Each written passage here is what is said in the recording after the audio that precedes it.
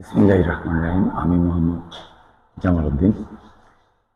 আজকে আমরা কথা বলবো ডায়াবেটিস নিয়ে।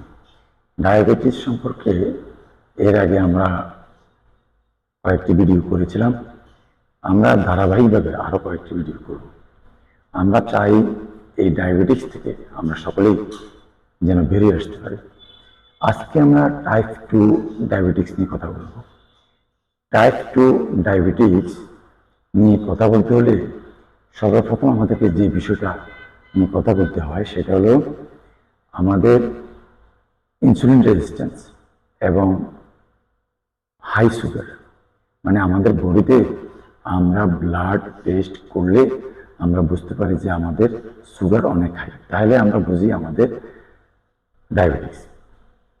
এটা হলো টাইপ 2 ডায়াবেটিস। এবং টাইপ 2 ডায়াবেটিস থেকে বেরোয়ার জন্য হাই সুগার মানে সুগারকে কিভাবে ওষুধ ছাড়া কমানো যায় এই বিষয়ে আমরা কথা বলব। আমরা যদি সুগার থেকে বেরিয়ে আসতে হয়, মানে সুগারকে ওষুধ ছাড়া আমাদের শরীরে কমাইতে হয়, তাহলে আমাদেরকে 6 সপ্তাহের একটি প্যাকেজ নিতে হবে। এই 6 সপ্তাহের প্যাকেজের মধ্যে সর্বপ্রথম আমরা যে কাজটি করতে হবে এটি হলো আমাদেরকে 6 সপ্তাহের জন্য সুগার আছে, মানে সুগার আমাদের বৃদ্ধি পায়, হাই সুগারের যে খাবারগুলো, এই খাবারগুলো আপাতত বন্ধ রাখতে হবে। আমরা যদি সুগার লেভেল নর্মাল রাখতে পারি, আমরা যদি এই 6 সপ্তাহ সুগারকে স্বাভাবিক রাখতে পারি, তাহলে আমাদের প্যানক্রিয়াস, লিভার, আমাদের মেটাবলিক সিনড্রোম এগুলো আবার রিগ্রো করবে, মানে আবার রিজেনারেটেড করবে। এমনভাবে রিজেনারেটেড হবে যে আমাদের শরীর আমরা সুগার খাওয়ার পরে আবার প্রসেস করতে পারবে, অর্থাৎ মেটাবলিজম করতে পারবে। এখন আমরা এই 6 সপ্তাহ তাহলে কোন কোন খাবার থেকে খাওয়া আপাতত বন্ধ রাখতে হবে টেম্পোরারি এই 6 সপ্তাহের জন্য? আমরা এই 6 সপ্তাহ ভাত, রুটি, আলু, ফ্রুটস, ডাল, দুধ এই খাবারগুলো আমরা টেম্পোরারি এই 6 সপ্তাহের জন্য বন্ধ রাখব। শুধু অ্যাভোকাডো ফ্রুটস একটু খাওয়া যেতে পারে। এরপর আমরা কি করব? আমরা এই 6 সপ্তাহ এই খাবারগুলো বন্ধ রাখবো। এর পাশাপাশি আমাদের যে কাজগুলো করা লাগবে, মানে প্রথমে যে কাজগুলো করা লাগবে সেটা হলো আমাদেরকে ফাস্টিং করা লাগবে, মানে লম্বা সময় ধরে আমাদেরকে ফাস্টিং করা লাগবে। ফাস্টিং ভাঙার আগ মুহূর্তে আমাদেরকে যার যার শরীরের সামর্থ্য অনুসারে এক্সারসাইজ করতে হবে, সামর্থ্য অনুসারে যে যেটুকু পারে। এরপর আমরা আমাদের মেন্টালি ফ্রেশ থাকতে হবে, আমাদের যেন কোনো মানসিক টেনশন না থাকে, মানসিক টেনশন থেকে বেরিয়ে আসতে হবে। এরপরে আমরা যে কাজটি করা লাগবে সেটি হলো ভালো ঘুম লাগবে। প্রতিদিন মিনিমাম 8 ঘন্টা ঘুমাতে হবে, ভালো ঘুম লাগবে।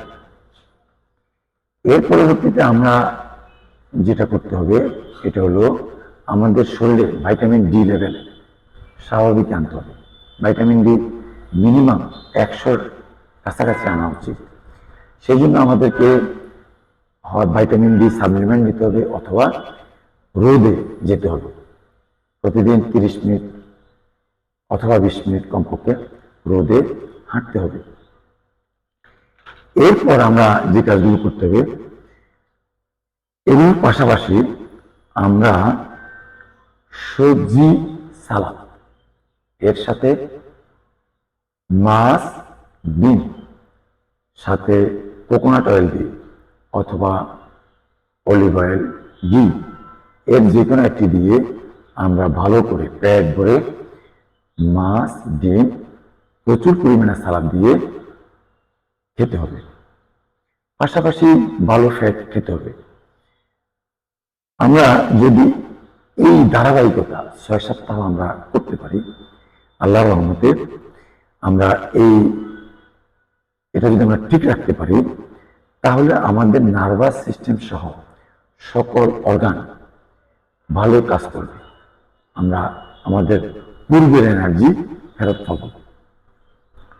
আসেন, যারা দীর্ঘদিন ধরে ডায়াবেটিক্সের ওষুধ খাচ্ছেন, যাদের অর্গান নষ্ট হয়ে যাওয়ার পথে, যাদের নার্ভাস সিস্টেম ভালো কাজ করে না, বিটা সেল মরে গেছে, তারা বিভিন্ন সাপ্লিমেন্ট খেতে হবে। Omega 3 fatty acid, cod liver oil supplement আকারে আমরা খেতে হবে। তাহলে কি হবে? তাহলে আমাদের শরীরের প্রদাহ কমে যাবে, মানে আমাদের ইনফ্লামেশন কমে যাবে। এরপর আমরা কি করতে হবে? এরপর আমরা vitamin B12, B6, ডাইজেস্টিক enzyme, probiotics, এগুলো আমাদের শরীরে যেন সঠিক লেভেলে থাকে ওরকম সাপ্লিমেন্ট বা ওরকম খাবার আমরা খেতে হবে। তাহলে কি হবে? আমাদের মেটাবলিজম ভালো হবে, ডাইজেশন ভালো হবে, ইনফ্লামেশন বা প্রদাহ কমে যাবে। আশা করি আমাদের ডায়াবেটিক্স ভালো হয়ে যাবে। আশা করি এই সহজ কাজটি আপনারা যদি 6 সপ্তাহ কন্টিনিউ করতে পারেন, আমরা খুব দ্রুত এই ডায়াবেটিক্সের মতো মহামারী থেকে আমরা বেরিয়ে আসতে পারব এবং চিরতরে আমাদের ডায়াবেটিক্স ভালো হয়ে যাবে। আমার এই ভিডিওটি সবাই বারবার দেখবেন এবং লাইক, শেয়ার করবেন এবং কমেন্ট করবেন। আপনাদের কোনো প্রবলেম থাকলে কমেন্ট বক্সে কমেন্ট করবেন। আজকে এই পর্যন্তই। আসসালামু আলাইকুম।